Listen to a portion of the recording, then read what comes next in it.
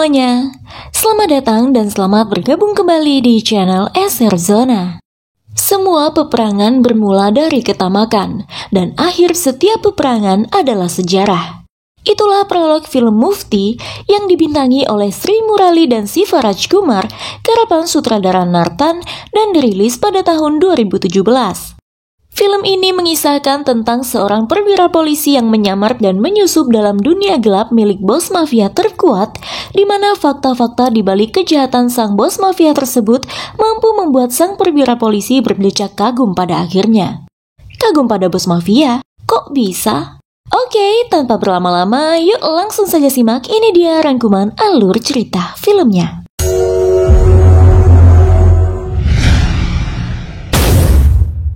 Suatu malam di Ronapuram, seorang intelijen menyusup ke dalam sebuah sarang mafia. Ia merekam kondisi sekitar di mana rekaman tersebut terhubung langsung ke markas besar investigasinya. Dibantu oleh satu sopir dan satu lagi ahli IT, sekelompok intelijen itu melakukan tugas berbahaya. Sayangnya aksi mereka tertangkap CCTV sarang mafia itu. Bergegas mereka melarikan diri, namun naas, para geng mafia berhasil membekuk dan membakar mereka hidup-hidup bersama mobil operasinya. 2 tahun kemudian, terjadi perebutan wilayah kekuasaan di pelabuhan. 3 orang ditawan oleh sekelompok preman lokal, namun berhasil diselamatkan oleh seorang perwira polisi yang menyamar bernama Gana. Gana berhasil melumpuhkan kawanan preman itu dan menyelamatkan Sandra. Sejauh ini tak ada yang tahu jika Gana adalah anggota CBI. Penyamarannya begitu mulus dan totalitas. Hingga suatu hari, Gana yang masuk kualifikasi jagoan berkompeten dikirim oleh Sena, seniornya ke Ronapuram. Sebelum ke Ronapuram, Gana melapor sekaligus berpamitan kepada atasannya. Memang inilah momen yang mereka tunggu untuk membalas kematian 3 anggota yang tewas saat bertugas di Ronapuram 2 tahun silam. Kepada Gana, atasannya bercerita jika ada iblis berbentuk manusia di sana. Tak seorang pun berani bercakap dengannya. Dari pegawai paling rendah hingga pegawai papan atas telah tunduk padanya. Begitupun dengan pemerintahan. Tak ada yang berani menyentuhnya sebab hubungan politik. Dan tanpa bukti kuat, hukum dan undang-undang tak dapat bertindak. Sebab itulah atasan Gana menaruh harap padanya untuk memanfaatkan peluang ini sebaik mungkin. Inilah misi rahasia Gana, menyamar dan menyusup ke sarang mafia paling berbahaya, mengumpulkan bukti-bukti untuk meringkus bos mafia Ronapuram yang telah menebar kegelisahan di jajaran hukum dan pemerintahan. Esok paginya, kereta telah membawa Gana ke tujuannya. Setiba di stasiun Ronapuram, Gana dijemput oleh anak buah si bos mafia bernama Pistol, beserta beberapa anggota bersenjata lainnya. Pistol langsung menjelaskan sekilas tentang Ronapuram, di mana kekuasaan tidaklah bermakna di situ. Hanya senjata, ucapan, dan akal yang bijak saja yang berlaku di Ronapuram. Pistol mengajak Gana mengelilingi kilang semen milik bosnya, sekaligus menuju ke tambang di mana banyak pekerja si bos mafia di sana. Meski banyak ratusan pekerja, tapi hanya seorang saja yang diberi kuasa memerintah, yaitu Kasi. Sesampainya di tambang, Gana melihat Kasi memukul salah satu pekerja dengan tak manusiawi. Mata pria itu ditutup dengan kain hitam. Kasi juga memainkan game maut pada pria tak berdaya itu. Kasi meminta pria tersebut memilih salah satu dari 3 tong yang ada di hadapannya, di mana 2 di antaranya berisi ayah dan kakak laki-laki pria itu. Jika tong yang terpilih adalah kosong, Kasi akan melepaskan 2 tawanannya. Namun jika sebaliknya, maka pria tersebut bertanggung jawab atas kematian mereka. Dipilihlah 1 tong dengan perasaan was-was, dan sialnya, tong terpilih berisi ayah pria itu. Tak segan Kasi pun menembak mati pria tua tersebut. Selanjutnya, Kasi meminta pria itu kembali memilih tong berisi kakaknya, dan beruntung pilihannya tepat. Sang kakak selamat.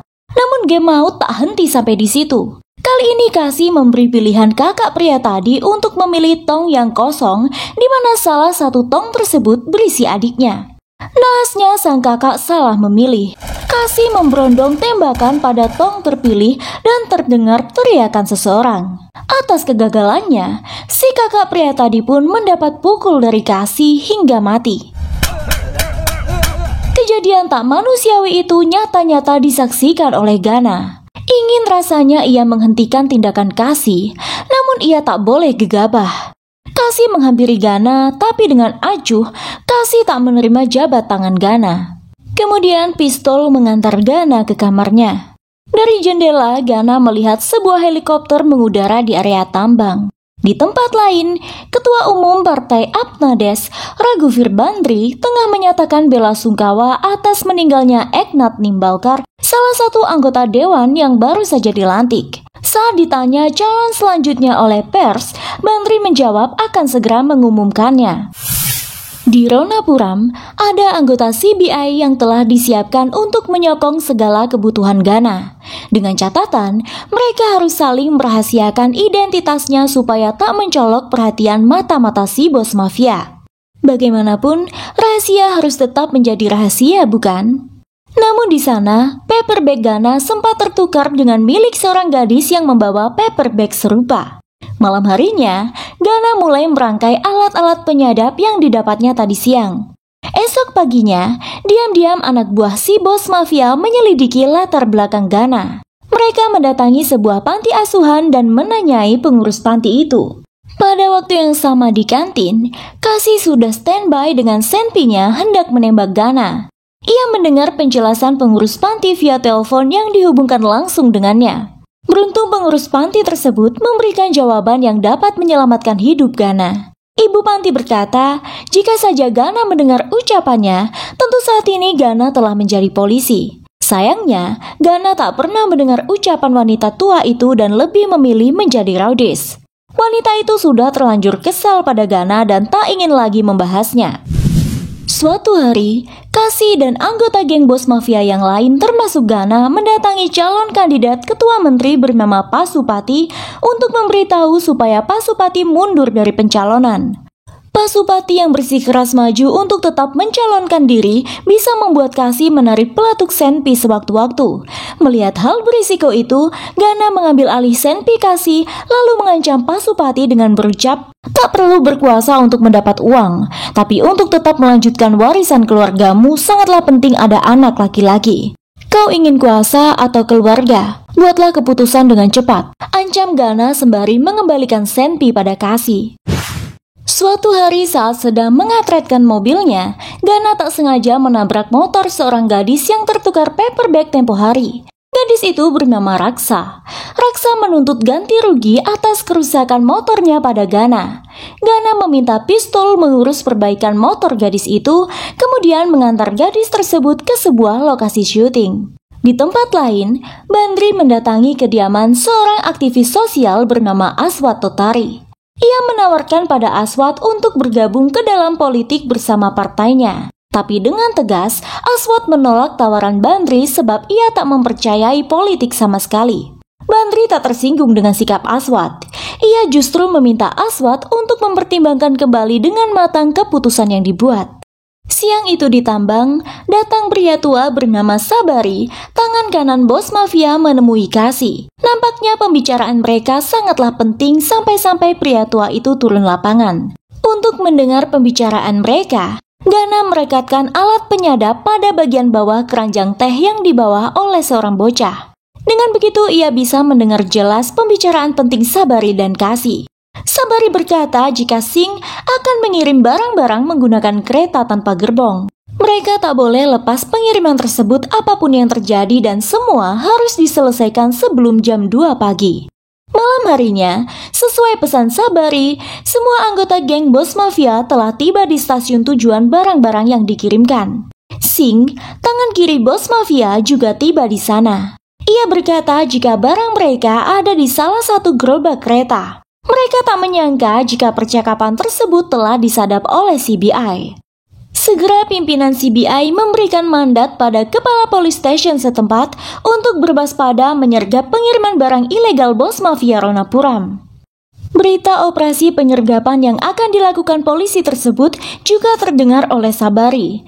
Kemudian Sabari menginfokan pada Singh, lalu Singh menyampaikan pada Kasi dan anggota yang lain. Mereka nampak kesal, sebab baru kali ini operasi mereka bocor hingga ke kepolisian setelah bertahun-tahun lamanya bisnis ilegal mereka berjalan. Ghana memberikan gagasan untuk menurunkan barang-barang mereka di stasiun sebelumnya. Namun ternyata kereta sudah meninggalkan pemberhentian yang dimaksud. Singh panik bukan main, tapi seketika Ghana menyalakan jeepnya hendak bergegas mencegat barang-barang mereka pada jarak yang ada di antara stasiun. Singh pun meminta semua anggota geng mengikuti Ghana. Setiba di sana, mereka tak melihat jejak Ghana. Kasi menduga Ghana telah melarikan diri, namun dugaannya salah. Ternyata Ghana muncul bersama kereta yang bergerak. Ia melompat dari satu tempat ke tempat lain, mengaitkan sesuatu. Sementara itu situasi makin mendebarkan. Pasukan polisi telah siap menyergap di stasiun berikutnya. Lewat handy-talkie, Singh memerintah Ghana untuk turun, tapi pemuda itu masih berupaya keras menyelamatkan barang-barang gengnya. Setelah selesai mengaitkan tali pada satu karung ke karung yang lain, Ghana melempar satu karung pada dua besi yang bersebelahan. Karung tersebut tertahan oleh dua besi itu, lalu serentak karung-karung lainnya yang terkait tali satu sama lain pun berjatuhan, dan lambat laun isi gerobak kereta berkurang sampai habis. Singh tak menyangka guna dapat menyelamatkan barang-barang gengnya. Namun raut kekesalan terlihat di wajah Kasi. Esoknya diam-diam Ghana mengikuti pistol ke sebuah pasar loak. Ghana merekam dengan jelas perbincangan pistol dengan lelaki tua di seberang menggunakan pulpen yang didesain khusus dengan kamera tersembunyi dan menutup koran di wajahnya. Di pasar itu juga, Ghana tak sengaja kembali bertemu Raksa. Gadis itu menanyakan tentang motornya yang diperbaiki Ghana. Dengan tenang, Ghana berkata jika motor itu telah dikembalikan tadi malam ke rumah Raksa. Setelah memastikan pada kakaknya yang lupa memberitahu Raksa soal pengembalian motor itu, Raksa pun meminta maaf pada Ghana. Seketika gadis itu terkesan dengan sikap misterius perwira polisi yang menyamar itu. Siang itu di kantin, Kasi terang-terangan menunjukkan sikap tak sukanya pada Ghana. Kasi merasa tersaingi sejak kedatangan pemuda itu. Makanan yang sudah dipesan Ghana direbutnya. Seketika, telepon Kasi berbunyi. Singh menelponnya, namun Singh yang saat itu bersama dengan Sabari berkata jika Sabari ingin berbicara pada Ghana. Hal itu menyulut kecemburuan Kasi. Ia merasa kehadiran Ghana menjadi penghalang untuknya mendapat nama di mata bos mafia. Sebab itu ketika Sabari dan Singh sudah mulai berbicara pada Ghana, Kasi merasa posisinya terancam. Ia dan yang lain meninggalkan Ghana dengan penuh kekesalan. Selanjutnya di kamar, Ghana mencoba mengorek informasi tentang si bos mafia dari pistol yang saat itu mabuk. Siapapun tahu, saat ini Ghana sedang dipuji-puji sebab berhasil menyelamatkan barang-barang kiriman malam itu. Kepada pistol, Ghana berkata jika sangat ingin berjumpa dengan si bos. Pistol menjelaskan jika bukan hal mudah untuk menjumpai si bos. Pemuda itu mendeskripsikan tentang rumah sang bos mafia yang ketat akan pengawalan. Kabar angin menyebutkan jika dari kursi hingga ranjang kamar si bos terbuat dari emas dan tak seorang pun diperkenankan masuk ke sana. Si bos hidup layaknya raja. Ia pun hanya berbicara pada orang-orang yang dianggapnya penting saja. Ghana memvisualisasikan sendiri rumah sang bos mafia berdasarkan gambaran pistol. Ghana nampak menulis sesuatu pada selembar kertas. Pistol yang menyadari hal itu melarang Ghana melakukannya. Dan setelah dilihat, ternyata tak setitik pun tinta tertinggal pada kertas itu. Pistol pun lega dan menyangka pulpen yang digunakan Ghana tak berfungsi. Setelah pistol keluar dari kamarnya, Ghana membalik lembaran kertas kosong itu lalu merekatkan double tape pada sudut-sudutnya, kemudian menempelkan kertas itu pada pintu almari. Saat ia matikan lampu kamar dan menyalakan senter lalu menyorotkan cahayanya pada kertas tadi, hal menakjubkan terjadi. Kertas yang semula putih mulus tanpa goresan tinta setitik pun menjadi sketsa sebuah rumah megah. Terdapat gambar berbentuk orang dengan bertuliskan target BR. Diketahui nama bos mafia itu adalah Bhairati Ranagal. Esok harinya, Aswat, sang aktivis sosial dan beberapa penduduk melakukan aksi protes dengan duduk di tengah jalanan truk Bhairati yang mengangkut tanah. Menurut Aswat, tambang galian C yang dilakukan Bhairati merusak produktivitas tanah. Hal itu menimbulkan dampak pada petani dan menyebabkan pencemaran lingkungan sebab telah menanduskan tanah yang subur. Sopir truk menelpon Singh memberitahukan yang terjadi. Singh begitu marah mendengar berita itu. Sementara Bandri kembali mendatangi aktivis sosial itu menawarkan kerjasama di bidang politik untuk kedua kalinya. Bandri memprovokasi Aswad bahwa protes yang ia lakukan tidaklah berguna kecuali jika dirinya berkuasa. Di tempat lain, seluruh kampung di bumi hanguskan oleh anak buah Bairati. Itu adalah tempat tinggal para penduduk yang turut melakukan protes bersama Aswad. Sebenarnya Ghana tak tega melihat kejadian itu, namun ia tak lupa akan misi rahasianya. Seorang nenek histeris melihat rumahnya hangus terbakar. Sang nenek mengucapkan sumpah serapah pada seluruh anak buah Bairati di tengah kobaran api. Sedangkan rombongan truk tanah Bairati tetap melintas lewat tepian jalan menghindari massa yang protes, dan kabar tentang terbakarnya kampung tersebut telah sampai pada Aswad, membuat Aswad membulatkan tekad.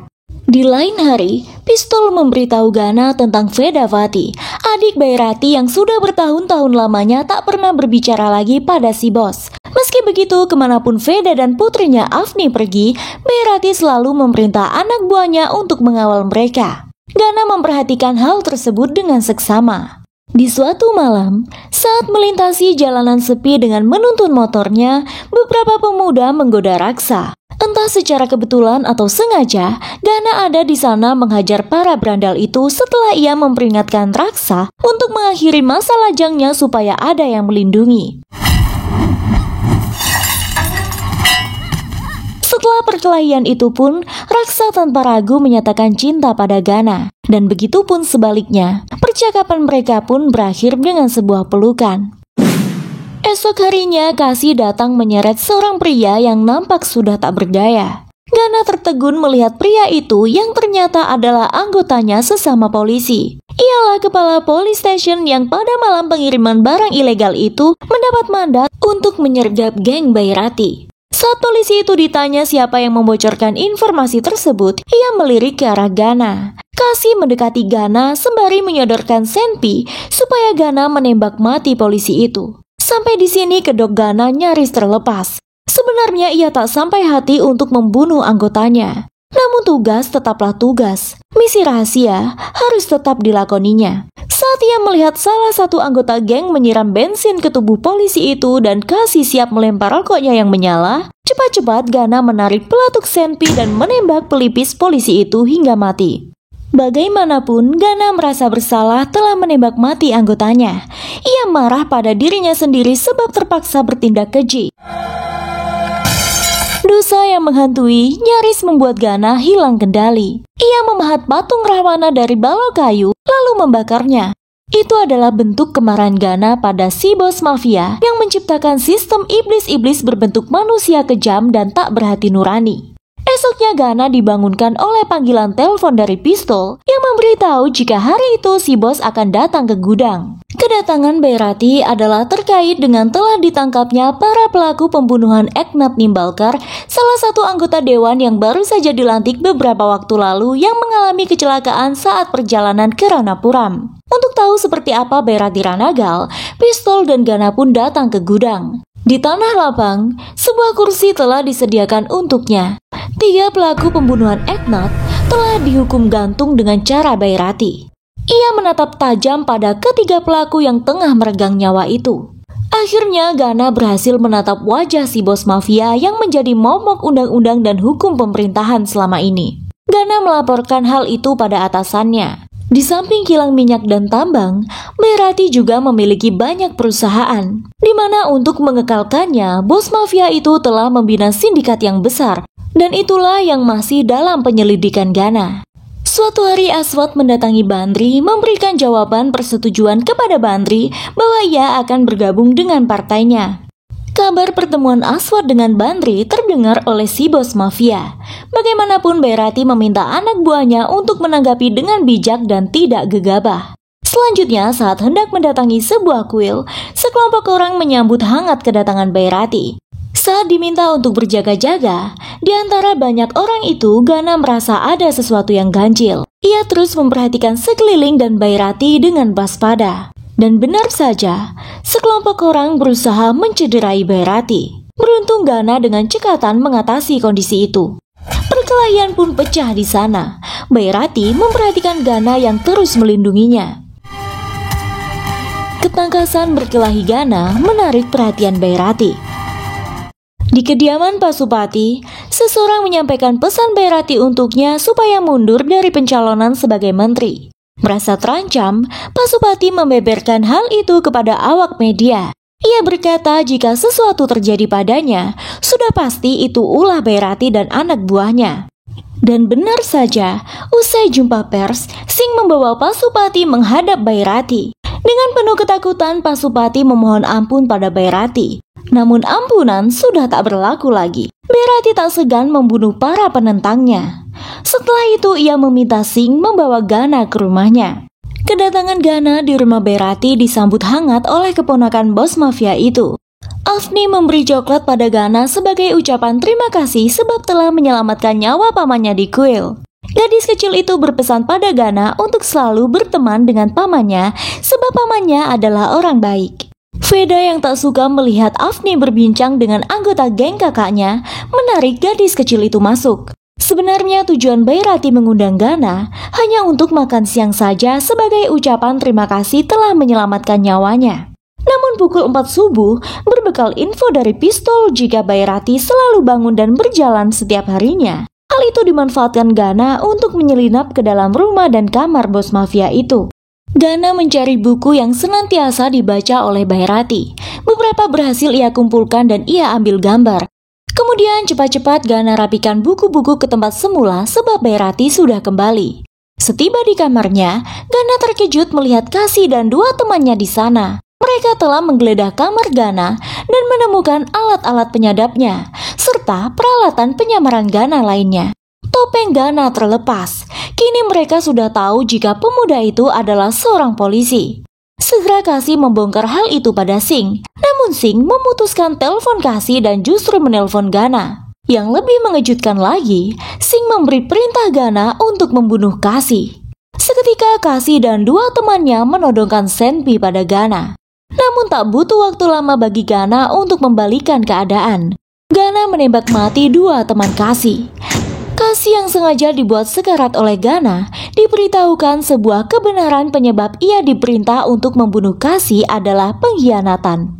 Pada nafas terakhirnya, Pasupati memberitahu Gana tentang pengkhianatan Kasi yang bersekongkol dengannya untuk menggulingkan Bhairati. Setelah itu Gana pun menembak mati Kasi.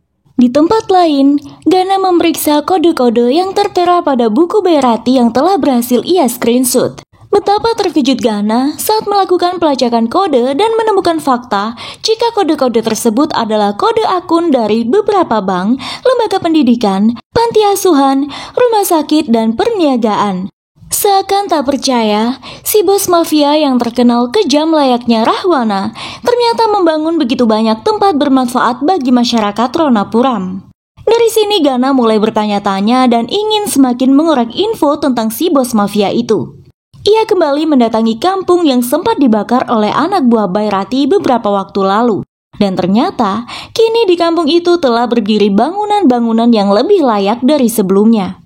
Nenek tua yang sempat menyumpah serapah pun memohon maaf pada Gana atas sikapnya waktu itu. Penjelasan wanita tua itu makin membuat Gana dilema.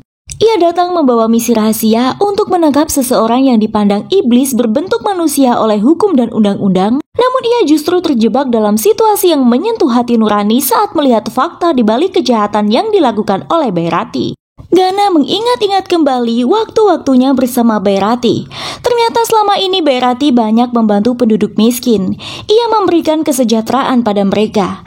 Bhairati sangatlah dermawan dan baik hati. Ia sayang anak-anak, meski di satu sisi ia begitu bengis saat menghukum orang yang salah. Hanya satu yang tak disukainya, yaitu pengkhianatan. Ia tak segan membunuh musuh dan pengkhianat. Bhairati begitu memperhatikan rakyat kecil. Saat melihat suatu desa kekeringan, Bhairati segera mengerahkan anak buahnya untuk mengebor mata air di desa itu. Dan masih banyak lagi aksi-aksi sosial bos mafia itu. Gana makin kagum pada Bhairati.